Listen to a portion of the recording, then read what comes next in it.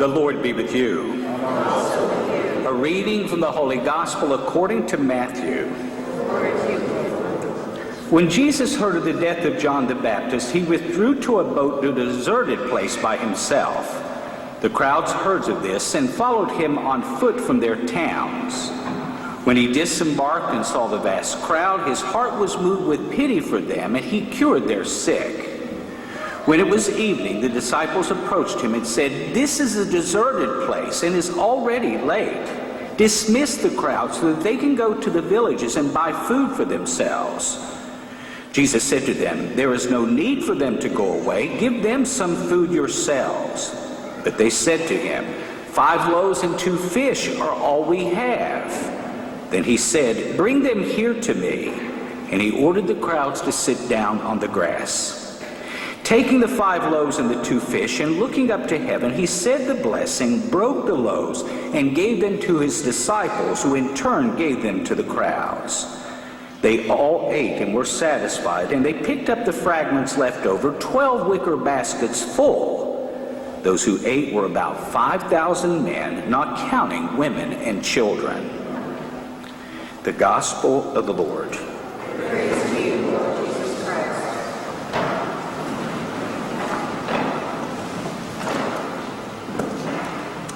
There's a story about a rooster who was walking down the road one day, and he spotted a little sparrow lying on its back with its 2 little feet stuck straight up in the air. And so the rooster looked at the little sparrow and said, "What are you doing?" And the sparrow looked at him with a very concerned look on his face and said, "Chicken Little said the sky's falling, and I want to do my part to hold it up."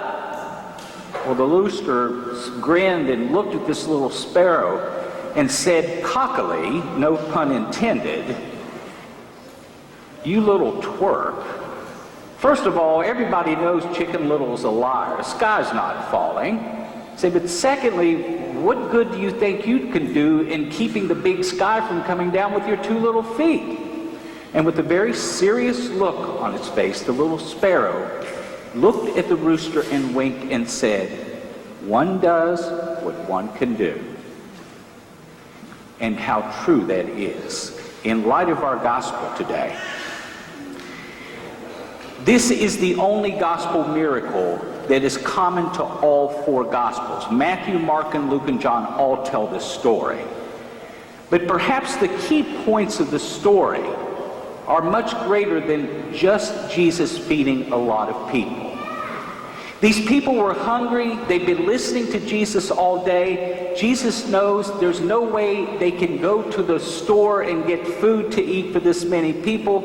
So he simply says to his disciples who come to him and say, "What are we going to do?" Jesus says, "You give them something to eat." But their response is, "All we have is a few loaves and a couple of fish."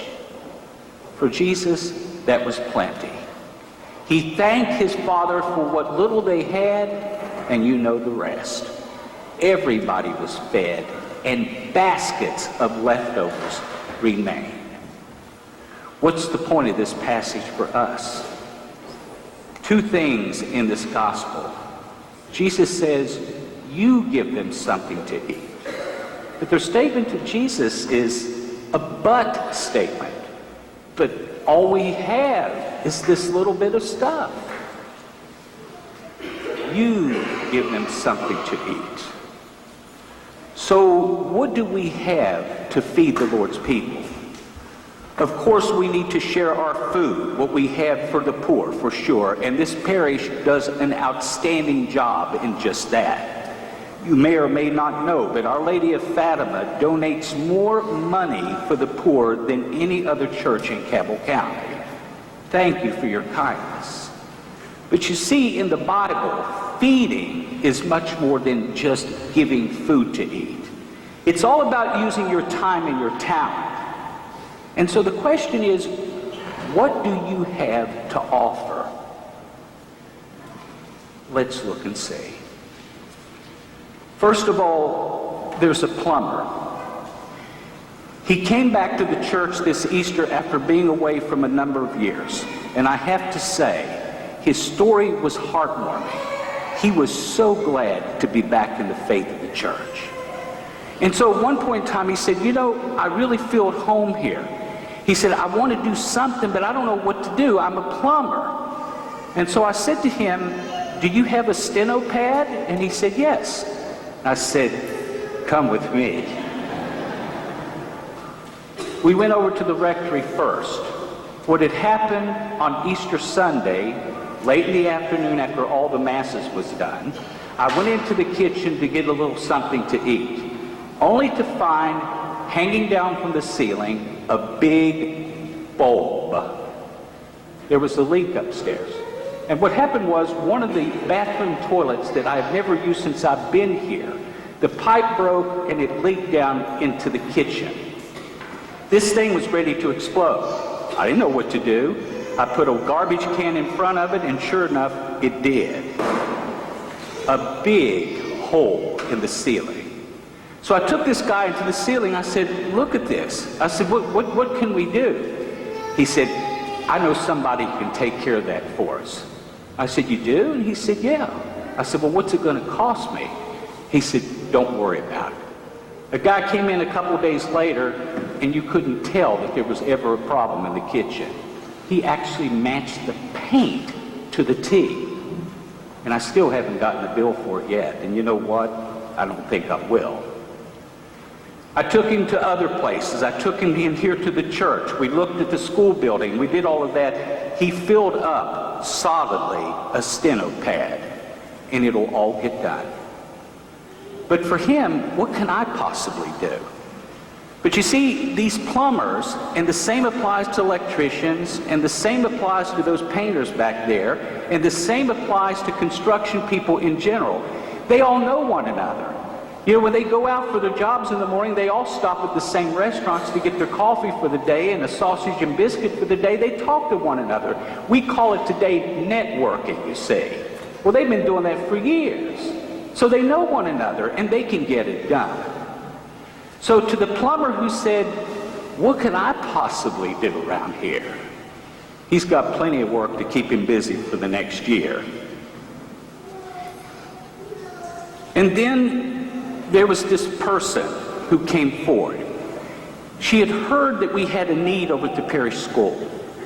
We began last year an electives program where our middle school students are allowed to choose electives to take. One of the electives I wanted to have in the school was culinary arts. This woman who had spent some time with the United States Navy and was working a minimum wage job around here said, I think I'd like to teach that elective. And I thought to myself, you're not a trained teacher, so what could you possibly do? But shame on me for saying that. She said, I'll do the best I can. I don't know if I can do it, but I'll give it a try. The elective was incredibly successful. She engineered having all the good chefs from the city of Huntington and actually Cabell County come in once a week to show the kids how to fix a gourmet meal. She even had Rocco from Rocco's restaurant come down, and he showed them how to fix one of these Alfredo dishes. The only thing I could say about it, it was beautiful, but I know it's a heart attack on a plate. The kids learned how to fix the meals and how to clean up after themselves. When it was all said and done, they invited the veterans at the Veterans Home in Barbersville to come down, and they fixed them a gourmet meal with a candlelight atmosphere. They sat with these veterans, they fed them, they talked with them, and then they gave them desserts to take home. These veterans were so touched and moved by these young kids' attention to them. It was amazing. And then the last class for the course, she took them on a field trip to the Greenbrier where they worked half a day with the executive chef at the Greenbrier. Amazing. Just because one person who felt she didn't have a lot to give did something great. When I came down here the second year, my little schnauzer puppy of 14 years developed cancer and died a horrible death. And I remember I was devastated because it was the same day when I was taking little Max to the vet for the last time, as I was walking into the vet, that I got the call that teenager Bobby Gleason had just been killed in a car accident. So I'm going into the vet thinking I'm going to have to put my best friend down after just hearing about one of our dear, dear people. Well, there was a guy who came back to the church after being away for a number of years. We were talking, and he told me that he had trained dogs. And so he called me up when he found out about Max, and he said, "What are you going to do with Max?" I said, "I think I'm going to have him put down." He said, "Father, you take him to the vet, I'll pick up his carcass, and I'll bury his carcass on my property." And he did. And that's not all. A couple weeks later, he sat down with me, and he knew I was upset about losing Max. And he said, "Well, what are you going to do?" I said, "I want another dog as quick as I can get one." He said, "What kind you want?" And I said, "Well, you know, it's kind of dangerous up here on Fatima at night." I said, "I think I'd like to have a German Shepherd." "No problem, Father, I'll find you one." He drove to a little town on the Tennessee-Kentucky border and got me a long-haired German Shepherd, purebred. Trooper is now 4 years old and weighs 90 pounds. Trooper has saved me bodily injury already 3 times. 2 times were attempted forced entries into the rectory. Yes, people who tried to force their way into the rectory at night. Trooper went after both of them. And this morning, I always take Trooper when I open up the property to the church to get ready for Mass. Trooper and I were walking around unlocking the church doors, and we came up on the back parking lot. There was an old Ford F-150 parked in the parking lot. I'm thinking to myself, this doesn't look right. So Trooper and I went around the passenger side. We looked inside. Trooper jumped up onto the passenger side window. And remember, Trooper is 90 pounds, and he stands at 5.5 feet on his hind legs. There was a guy who obviously had a rough Saturday night, passed out drunk. And so I knocked on the window, and you're not going to believe what happened. Can you imagine waking up from a drunk and seeing 2 sets of canine teeth and 2 ears pointed straight up, about this far from your face? This guy jumped up so quick, I thought he was going to take the steering wheel off. And he got out of Dodge. "Father, what could I do around that church?" asked the trainer. He's done a lot. He's probably saved my life through Trooper. Very often I hear from elderly who'll say to me, "What can I do? I'm old. I can't do anything." And then to justify that statement, they'll say, "Well, you know, when I was younger, you know, I had kids in the school, and I used to bake cookies, and I was a homeroom mom and all that kind of stuff. It's somebody else's turn to do something else now." And my response is always this: "So you're retiring from serving the Lord? Are you? Well, go tell him that. You're not going to get a Social Security check from the Lord, I guarantee you." What about praying? You know, the nun who was my spiritual director in the seminary told me one time, she said, "You know, Father, many an untold miracle has been done because of the prayer of some elderly person sitting alone in the room of a nursing home." So if you can't physically do something, pray, and pray well. Those prayers mean a whole lot to a lot of people. They can make a huge difference. So you just can't say to the Lord, is what I'm saying, "I don't have anything to offer. What could I possibly do? We don't have bread to feed these people, Lord." He doesn't want to hear those excuses because he gave each of us plenty. It's a matter of trying to understand what we can do to serve him. And serving him not only helps others, but it really and truly brings strength and joy to your own prayer life. I'd like to close with an incredible story that I found this past week, talking about we don't have much to give. A sobbing little girl stood near a small Sunday school building in the outskirts of Philadelphia. The pastor asked her why she was crying. "I can't get into Sunday school," she sobbed. "The teacher said it was too crowded." Seeing her shabby, unkempt appearance, the pastor guessed the reason that she couldn't get in. Taking her by the hand, the pastor took her inside and found a place for her in the Sunday school class. The child was so touched that she went to bed that night thinking of the children who had no place to learn about Jesus. 2 years later, this child lay dead in one of the poor tenement buildings, and her parents called for the kind-hearted pastor who had befriended their daughter to handle arrangements for her funeral. As her body was being moved, a worn and crumpled up purse was found, which she might have gotten from some trash dump. Inside was found 57 cents and a note scribbled in a child's handwriting.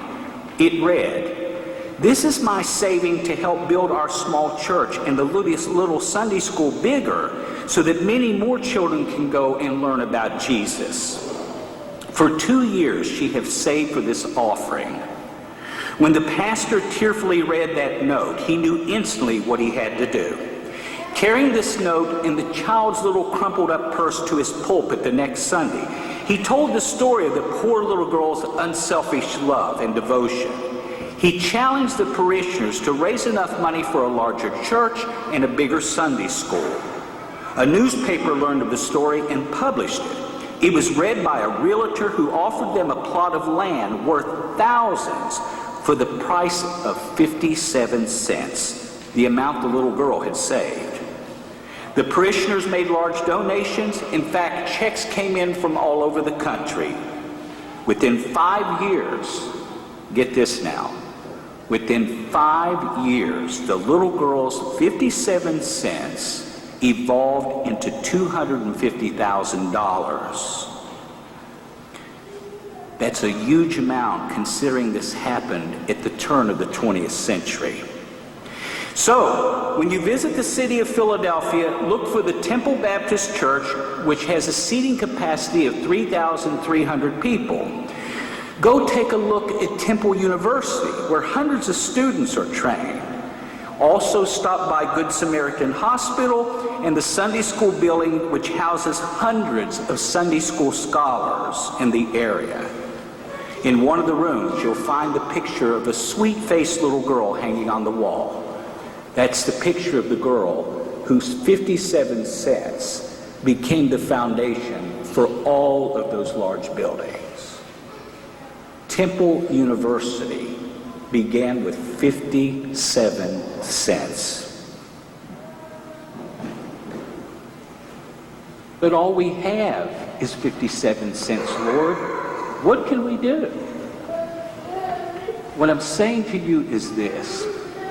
The Lord fed those people with that little bit of stuff to teach us a lesson.